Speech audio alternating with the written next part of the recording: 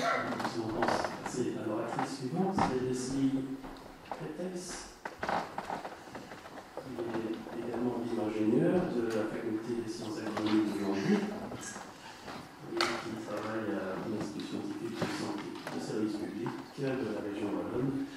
Depuis 2019, elle est chargée de projet de recherche en microbiologie sur l'étude de l'antibiorésistance dans l'environnement.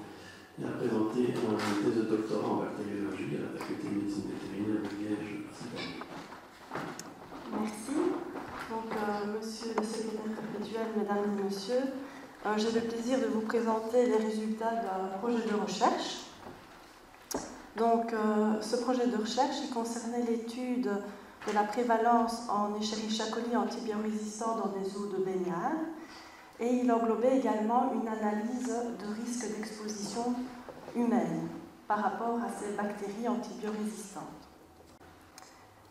Donc, il s'agit du projet de recherche Antibiobug 2 qui avait une durée d'1 an et qui faisait partie du plan Environnement Santé, le plan ENVIE, financé par le service public de Wallonie.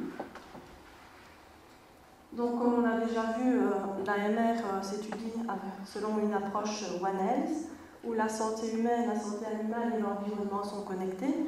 Ici, notre étude concernait l'environnement et plus particulièrement l'environnement aquatique, qui peut être un réservoir pour les bactéries et les gènes antibiorésistants et participer à la dissémination de ceux-ci. Donc, notre intérêt s'est porté pour ce projet dans les eaux de baignade, où il y a un contact étroit avec les baigneurs. Les objectifs étaient d'avoir une idée de la prévalence en Escherichia coli antibiorésistant, donc on n'avait pas d'idée a priori. Donc pourquoi Escherichia coli? Il s'agit d'une espèce bactérienne critique et c'était aussi, on l'étudie également dans le cadre de la directive de surveillance des eaux de baignade puisque c'est un indicateur de contamination fécale. Et ce qui est intéressant aussi, c'est après, sur base de nos données, d'évaluer le risque d'exposition des baigneurs par rapport à ces bactéries. Donc les résultats ont été publiés dans un article que vous pouvez consulter. Alors les prélèvements, on a prélevé durant la saison de baignade 2021 9 points de baignade. Il s'agissait de 5 points en rivière, 3 points sur la Lesse, donc 2 points sur la Lesse, 3 points sur la Semois, 3 lacs, le lac de Neufchâteau, le plan d'eau de la Marnette et le grand large de Péronne, et également un point qui est à l'étude, qui est la Meuse canalisée à Gand. Donc on a fait des prélèvements mensuels, donc au total 54 échantillons ont été prélevés durant cette saison de baignade. Ensuite, nous avons dû sélectionner un panel d'antibiotiques que nous avons voulu tester par antibiogramme. Donc pour faire cette sélection d'antibiotiques, nous avons regardé les chiffres des ventes que l'INAMI nous avait fournis. Nous avons également choisi les antibiotiques sur base de leur usage, des familles auxquelles ils appartenaient, de leur référencement dans le CAST. Donc au total, on a sélectionné 16 antibiotiques provenant de 8 familles différentes. Alors en pratique, au laboratoire, on ramenait les échantillons d'eau prélevés, qu'on filtrait par filtration sur membrane. Les Escherichia coli étaient donc retenus par la membrane filtrante qu'on mettait ensuite sur un milieu spécifique aux Escherichia coli, le milieu TBX, également avec du milieu contenant de l'amoxicilline. Au maximum, 10 Escherichia coli étaient isolés et l'espèce bactérienne confirmée par un test biochimique, le test Aldol. Et sur l'ensemble des isolats prélevés, nous avons réalisé l'antibiogramme avec les antibiotiques sélectionnés. Cet antibiogramme, il avait aussi 4 antibiotiques qui permettaient de confirmer la présence, la synthèse de bêta-lactamase à spectre étendu par la bactérie. Et alors l'analyse de risque, comment est-ce qu'elle a été faite? On avait plusieurs données. On avait la concentration d'Escherichia coli sur chacun des 54 échantillons. On avait le nombre d'isolats d'Escherichia coli par échantillon. Donc on connaissait le nombre d'isolats antibiorésistants et non antibiorésistants. À partir de là, on a fait le calcul d'une F-value, donc le nombre d'isolats résistants sur le nombre total d'isolats, que nous avons multiplié la concentration en Escherichia coli et multiplié également par le volume potentiellement à gérer lors d'une baignade pour avoir une dose à gérer. Cette dose à gérer a été introduite dans 4 modèles de scénario dose-réponse. Donc il faut savoir qu'il n'existe pas des modèles dose-réponse pour chaque espèce bactérienne et chaque résistance. Donc on a travaillé avec 4 modèles différents. Le premier, c'est le modèle des Escherichia coli non antibiorésistants. Le second, le modèle d'Escherichia coli résistant à l'argentamicine. Le troisième modèle était un modèle reprenant les bactéries les plus virulentes. Et le quatrième modèle était un modèle pour les bactéries les plus persistantes. À partir de l'intégration de la dose potentiellement ingérée dans ces 4 modèles, nous obtenions une probabilité d'infection, grand P petit d, et multiplié par la fréquence annuelle de baignade, une probabilité annuelle d'infection et une probabilité globale, P overall, contenant la probabilité due aux bactéries antibiorésistantes et non antibiorésistantes. Au total, sur cette saison de baignade, on a su isoler 912 Escherichia coli. Donc à partir des antibiogrammes, on a fait le calcul des taux de résistance obtenus. On voit que les taux de résistance les plus élevés ont été obtenus pour l'ampicilline, avec 22% des souches isolées qui étaient résistantes, pour l'amoxicilline et acide clavulanique de l'ordre de 8%, et le sulfaméthoxazole et triméthoprim de l'ordre de 8%. Au niveau des carbapénèmes de dernier recours, on n'a retrouvé aucune souche qui était résistante au méropénème, mais 2,1% de ces souches étaient résistantes à l'ertapénème. Alors, par rapport à notre antibiogramme, nous avions un test de confirmation de la production de bêta-lactamase à spectre étendu. Nous avons retrouvé 3% des 912 souches isolées qui présentaient ce phénotype. Elles ont été retrouvées à chaque poids de baignade et dans 33% des échantillons.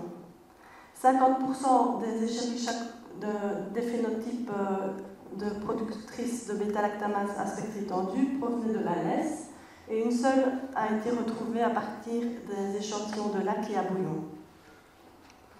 Nous avons également étudié le caractère multi-résistant de ces souches à l'aide d'un MAR index. C'est un index qui permet de rendre compte de la multirésistance. Il est égal à 0 quand aucune des souches n'est résistante à aucun antibiotique, et il est égal à 1 quand toutes les souches isolées sont résistantes à tous les antibiotiques. Souvent, la limite est de 0,2. On considère qu'à partir de 0,2, il y a contamination fécale. Donc ici, tous les histogrammes que l'on voit sur la présentation, on voit que pour chacun des poids de baignade, les histogrammes varient fort. Il y a une grande variation, que ce soit à l'intérieur même d'un lieu de baignade mensuellement ou entre les différents lieux de baignade. On voit que le MAR index le plus élevé a été mesuré à Pont-à-l'Est au mois d'août et il est d'une valeur de 0,136. Par rapport à l'analyse de risque, les probabilités obtenues sont relativement faibles. On a des probabilités pour 3 des scénarios, le premier, le deuxième et le quatrième qui sont faibles, avec une probabilité d'infection de l'ordre de 10-6 pour le premier et deuxième scénario et de 10-9 pour le quatrième scénario. Cependant, le troisième scénario est le plus sévère, puisqu'en fait, il considère que l'ensemble des bactéries sont des bactéries virulentes et infectieuses. Donc là, on atteint une probabilité d'infection de 6% lors d'une baignade pour un enfant. Et si on regarde de manière globale, on a également des probabilités faibles pour les premiers, deuxième et quatrième scénarios, et on atteint une probabilité de 30% d'infection lors de baignade annuelle chez un enfant, avec le scénario le plus sévère. Donc en conclusion et perspective de cette étude, on a pu voir comme,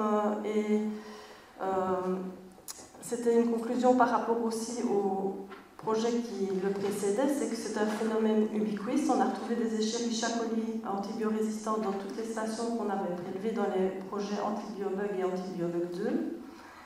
On a retrouvé des souches d'Escherichia coli productrices de bêta-lactamase spectre étendu au moins à chacun des points étudiés. Un quart des Escherichia coli isolés étaient résistants à au moins un antibiotique.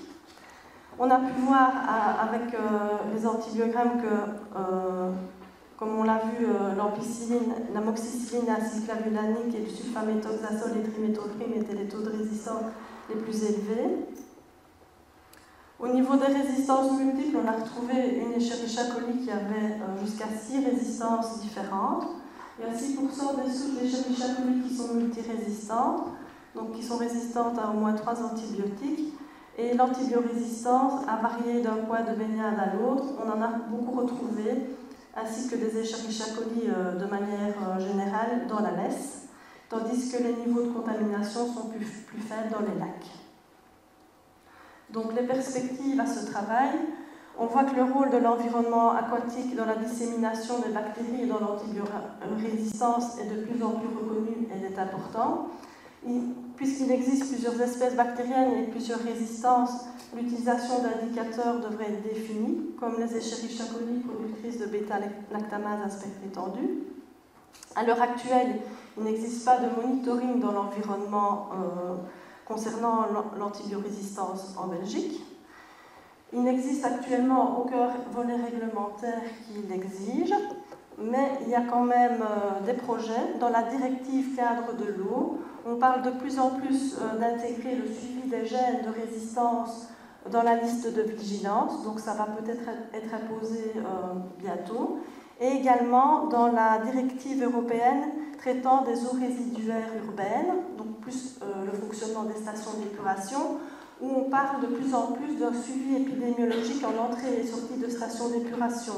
Donc à partir de ce qu'on mesure à l'entrée d'une station d'épuration, on pourrait avoir une idée de ce que la population, de faire un lien entre l'épidémiologie de la population. Alors, dans les années à venir, avec le changement climatique et les nouvelles pratiques de l'eau, on parle de plus en plus du water reuse, c'est-à-dire la recirculation de l'eau. Donc là, il s'avère important de quand même suivre dans l'environnement et de monitorer tous ces paramètres et l'antibiorésistance. Et une des conclusions aussi qu'on a pu faire dans nos études, où on a suivi des continuums hospitaliers et des stations d'épuration, c'est qu'il faudrait améliorer les technologies des stations d'épuration, peut-être introduire des traitements de désinfection à la fin, parce qu'en faisant des mesures à l'entrée et à la sortie des stations d'épuration, on voit qu'il y a encore beaucoup de bactéries qui sont relâchées dans l'environnement, et notamment quand ces stations d'épuration ont des effluents hospitaliers qui s'y déversent. Merci pour votre attention.